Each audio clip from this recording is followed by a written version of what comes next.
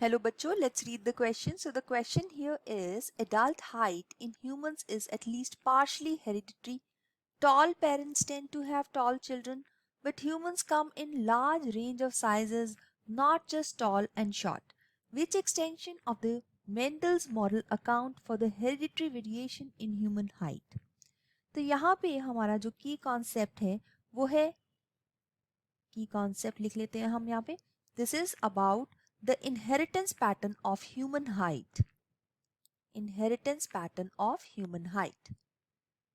तो जब typical crosses हमने मेंडल के जब किए तो वहां पे देखा गया या हमारे पास टॉल पी प्लांट्स आते थे या ड्वार्फ या येलो सीड वाले आते थे या ग्रीन सीड वाले या फ्लावर एक्सिलरी होता था या टर्मिनल होता था।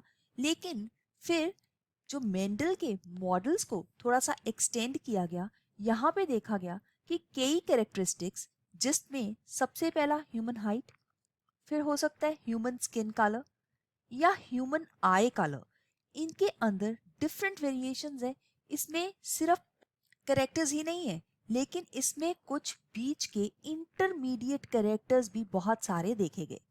फॉर एग्जाम्पल अगर हम स्किन कलर की बात करें तो स्किन कलर में वेरी डार्क फिर Fairlie dark, intermediate, Fairlie light, light and very light देखा गया।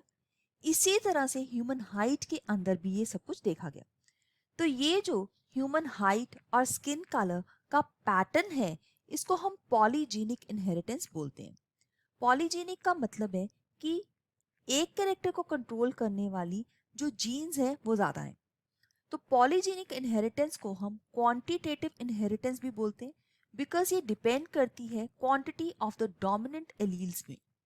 सो जितनी ज्यादा डोमिनेंट एलील्स होंगी उतना ही ज्यादा वो कैरेक्टर जो है ज्यादा रिप्रेजेंट करेगा।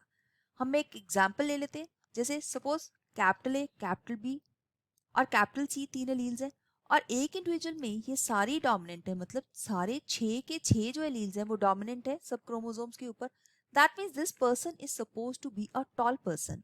लेकिन एक ऐसा पर्सन जिसमें सारे के सारे एलील्स रिसेसिव हैं तो यहाँ पे this person is going to be a very short person, right.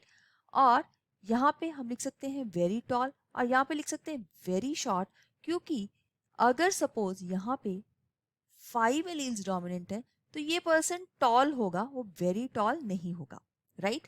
सो जितनी नंबर ऑफ डोमिनेंट एलील्स हैं उसके ऊपर बेस्ड होते हैं ये कैरेक्टर्स और ऐसे कैरेक्टर्स को हम क्वांटिटेटिव इनहेरिटेंस में गिनते हैं।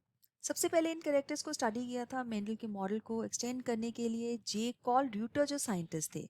So this is the name of the scientist जिन्होंने 1760 में इन मॉडल्स को एक्सटेंड किया और ये जो पैटर्न है इनहेरिटेंस का जिसमें हम लोग इंटेलिजेंस, हाइट, स्किन कलर लेते हैं, ये सब कुछ इसके बारे में बात की। अब पॉलीजेनिक इनहेरिटेंस के अंदर अगर हम सिंगल जीन पेयर की बात करें, suppose there is a single gene pair, single gene pair के अंदर जो नंबर ऑफ फिनोटाइप्स होते हैं वो 3 होते हैं एंड ये होते हैं in the ratio of 1:2:1।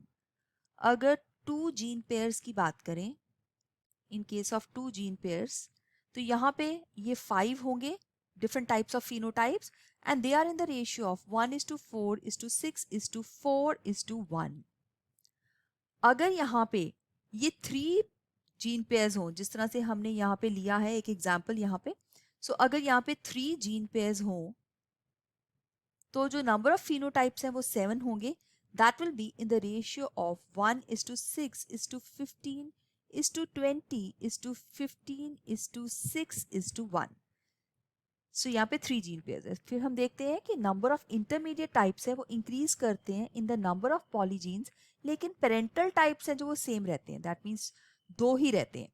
So possible origin जो है पॉलीजीन्स का कहाँ से हुआ वो भी देखते हैं कि ये duplication of chromosome part, polyploidy की वजह से या म्यूटेशंस की वजह से इस तरह का कॉन्सेप्ट आया।